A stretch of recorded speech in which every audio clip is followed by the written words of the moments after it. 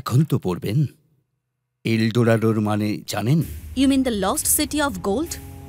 হাজার হাজার বছর ধরে কত রাজাই না তার সামরিক বাহিনী হারিয়েছে এই ভেবে যে সে সোনার শহর খুঁজে পাবে, কিন্তু কেউ কিচ্ছু পায়নি।